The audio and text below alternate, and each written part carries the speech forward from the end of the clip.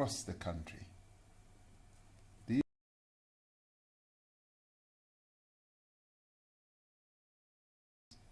General practitioners' rooms, retail outlets, and in some instances, larger facilities like stadiums and conference centers where these vaccination points will be set up.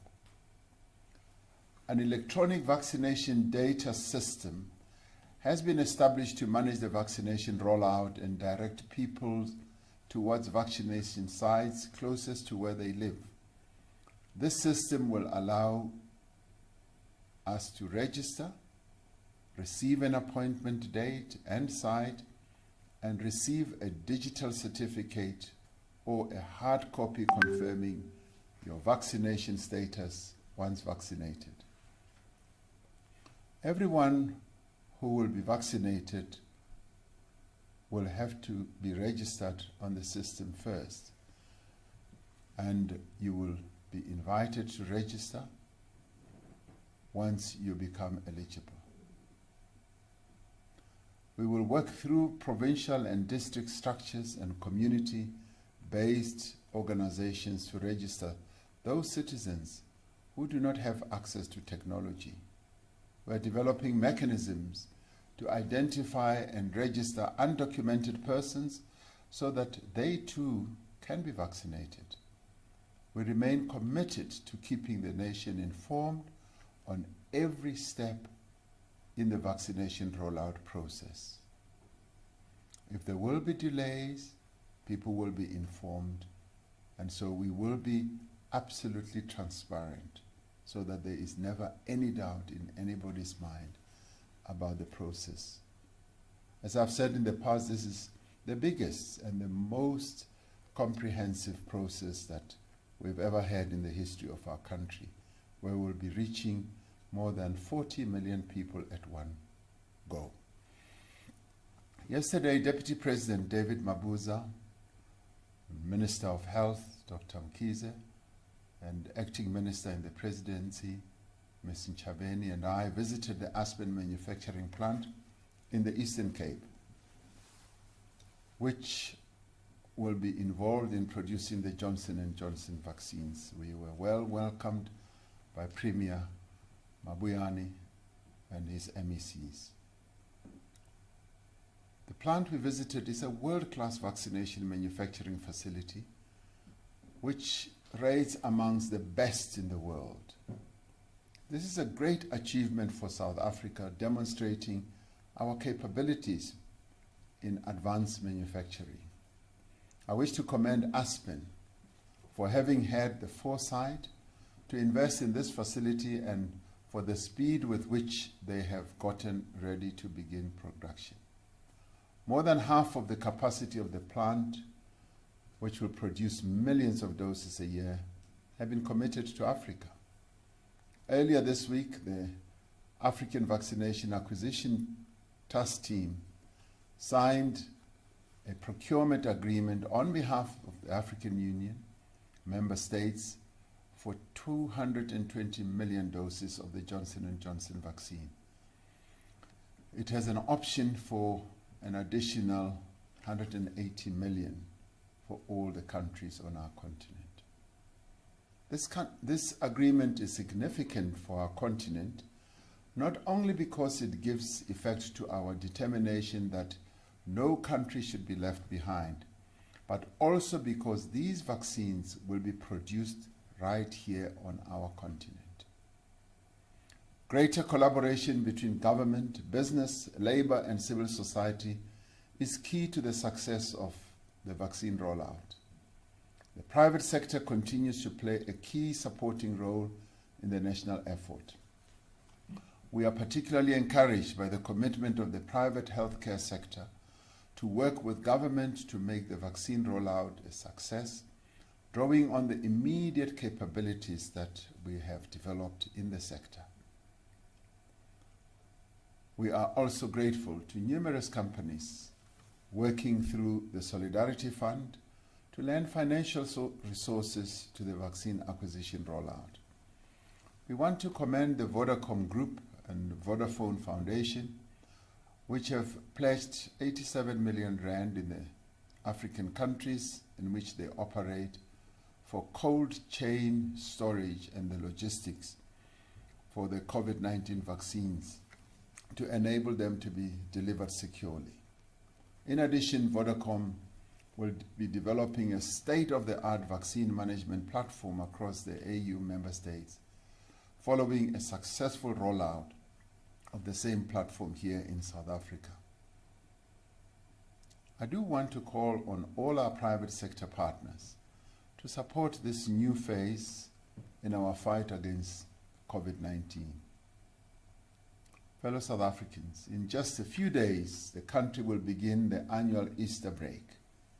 For many, this will be a welcome moment to pause and to rest, whether from work or from our studies and from the pressures of the last few months.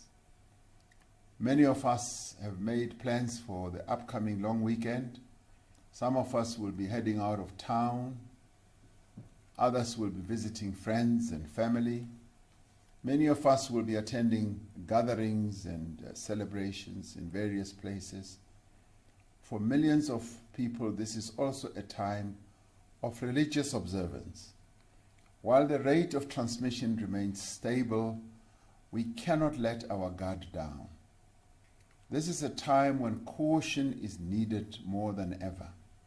The reality is that greater movement of people, interprovincial travel, greater use of public transit and gatherings present a great risk of an increase in infections. Over the last few days, we have sought the advice of experts and consulted with representatives of provincial and local government on what measures should be put in place over the coming long weekend to prevent a new outbreak of infections. We've also included our traditional leaders. We have considered several factors, including the presentations by religious community leaders on precautionary measures they have put in place for the anticipated gatherings. And in this regard, I'd like to congratulate them because they have put in place a number of very impressive precautionary measures. Given the relatively low transmission levels, we have decided to keep the country on coronavirus alert level 1. However, due to the specific circumstances of this period, we need to make a few adjustments. Some of the measures that will remain unchanged are the following.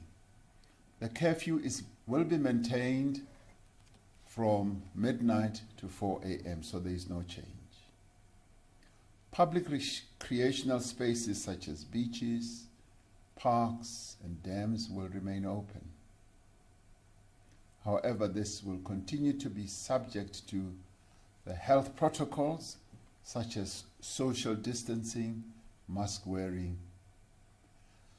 Funerals remain restricted to a maximum of 100 and with a 2-hour limit on services. Interprovincial travel will still be permitted, so people can travel between our provinces.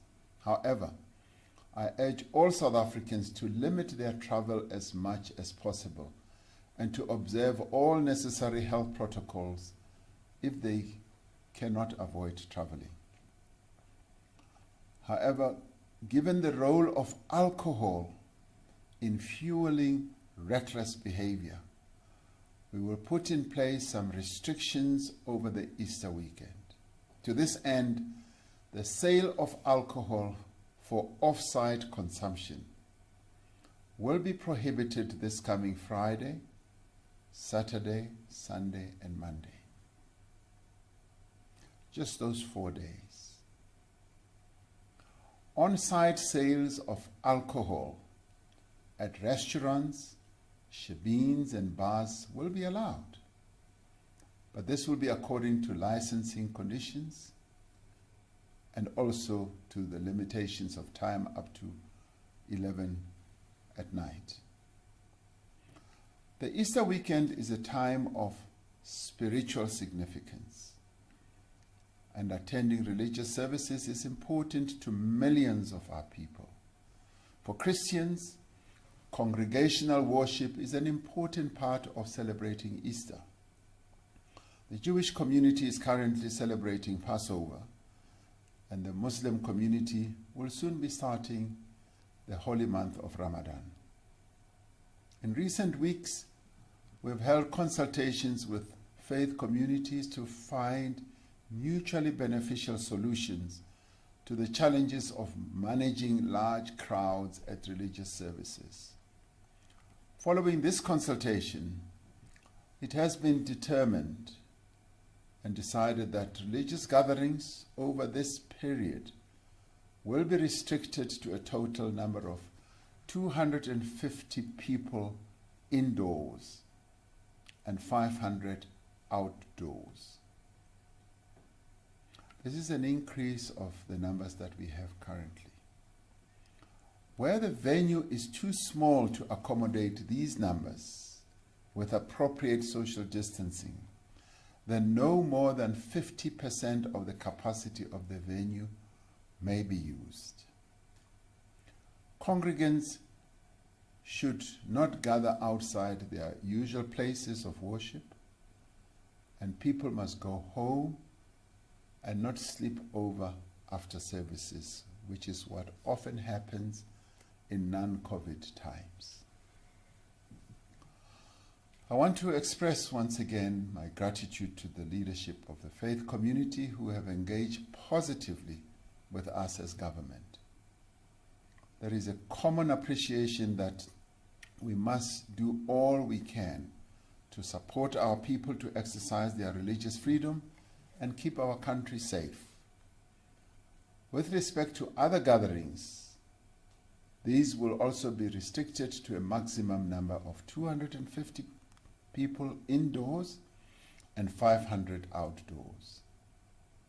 As before, where the venue is too small to accommodate these numbers with appropriate social distancing, then no more than 50% of the capacity of the venue may be used. We continue to urge all South Africans to avoid gatherings if they are in a vulnerable group, such as the elderly and those with comorbidities. We also urge that gatherings should take place in outdoor venues, which are significantly safer than gatherings indoors. We will review these measures that I've just outlined on the size of gatherings within the next 15 days based on an assessment on the state of the pandemic and the extent of compliance with health protocols. We continue to follow the principle that restrictions should not be more severe than is necessary to contain the spread of the virus. And we continue to be guided by data on the epidemiological situation and by expert advice and wide consultation with social partners. So there are quite a number of safety measures and safeguards, if you like. We will closely monitor the situation and will respond swiftly to any signs of a resurge of the virus.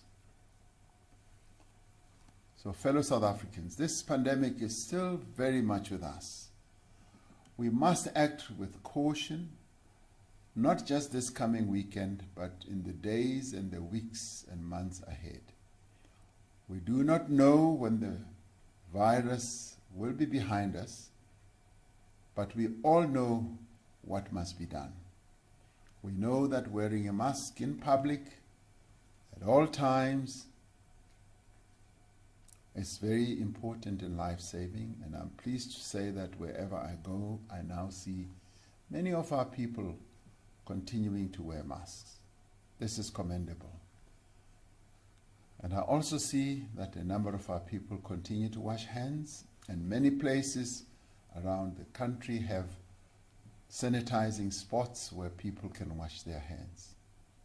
And we must continue to observe social distancing, and this is important to prevent the spread of the virus. And wherever we are, let us try and see if we are at a sufficient distance from the next person. And if possible, we must continue to avoid crowds, because these measures are still the most effective way of keeping the virus at bay.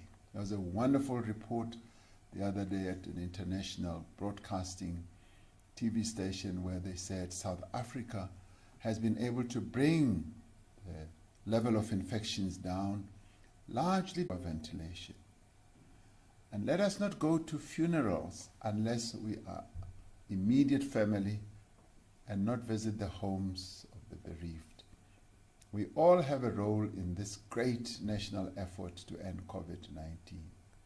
And let us play our part. At this time, when the Easter message of hope, rebirth, and renewal finds expression in the lives of so many of us, let us please take care.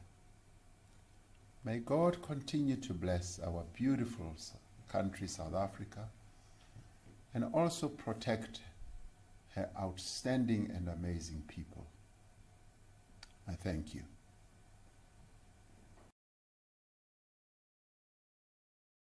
Yeah guys, yeah siphila ke kulo maxesha nzima amaxesha e-COVID. And umongameli usanokubhengeza ukuba siku-level 1, and ukufika kwethu ku-level 1 akuthethi ukuba i-COVID-19 okanye icorona iphelile, isaphakathi kwethu, sisaphila nayo. Ithi loo nto leyo, it's not business as usual nangoku. Kusafuneka silandele imiqathango. Kule mihla ke siphila kuyo, i-live streaming yemingcwabo ndiyacinga nam uba yenye yezinto ekumeleyo ukuba wonke umntu okanye wonke ubani abe uyayenza. Iyanceda ke kwelinye icala ukuba ufuna ukuthoba iindleko zomngcwabo. Ukunwenwa kwe-COVID ke ukubalula nje izinto ezimbalwa ke phakathi kwezinye. Kodwa ke don't despair, ungawari, because ke abakwa OurNews online bayaqinisekisa ukuba baniphathela ke le nkonzo, and ke eyona nto baqinisekisa ngayo ukuba yinkonzo le efikelelekayo, kodwa iyafikeleleka. Yes, ungayibona wena ufikeleleka ucinga baza kunika nje baza kugqwagqwa. Iyafikeleleka kodwa ke ikwinqanaba eliphezulu kakhulu. Amaxabiso abo aqala kancinci from 2,450 qha. 2,450 qha. Kufikelela kulula guys.